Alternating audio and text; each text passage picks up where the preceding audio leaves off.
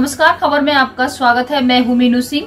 Corona महामारी पर काबू पाने के लिए और वैक्सीनेशन अभियान में तेजी लाने के चलते निजी अस्पतालों को वैक्सीन देने की अनुमति दी गई थी, लेकिन आज की स्थिति में निजी अस्पताल लोगों की जेब पर वैक्सीनेशन के नाम पर क्यों डाका डाल रहे हैं।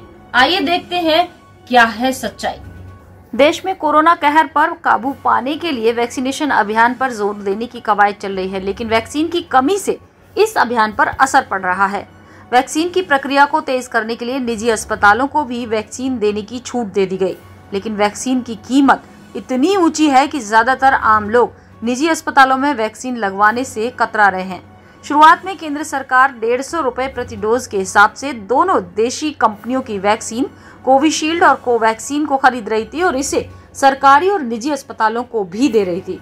इसके बाद निजी अस्पतालों को 100 रुपए वैक्सीनेशन चार्ज वसूलने की अनुमति दी गई। इस बात पर निजी अस्पताल सहमत हो गए और 100 रुपए में वैक्सीन लगाने की लागत कवर हो जाएगी। 30 अप्रैल तक निजी अस्पतालों में कोविशील्ड और कोवैक्सीन की एक खुराक की कीमत 250 रुपए तय हुई।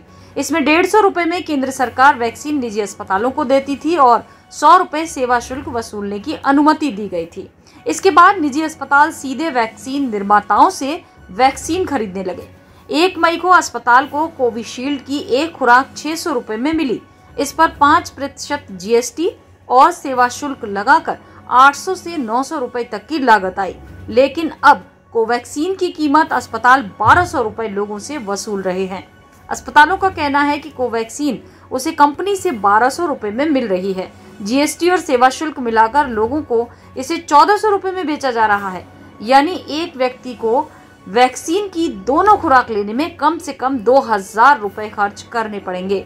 अगर परिवार में 5 व्यक्ति हैं तो उसे 10,000 रुपए वैक्सीन में लगाने होंगे। इसका मतलब वैक्सीन की टूट फूट, वैक्सीन लगाने के चार्ज में हैंड सैनिटाइजर, स्टाफ के लिए PPE किट, बायोमेडिकल वेस्ट डिस्पोजल आदि की लागत भी शामिल है। खबर के लिए ब्यूरो रिपोर्ट।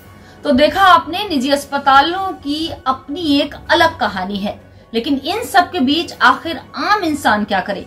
राजी राजी या गैर राजी? कोरोना से बचने के लिए टीका तो लगवाना पड़ेगा। इसी तरह की अन्य खबरों को देखने के लिए हमारे साथ जुड़े रहिए हमारे खबर चैनल पर और सब्सक्राइब कीजिए और फॉलो कीजिए। धन्यवाद।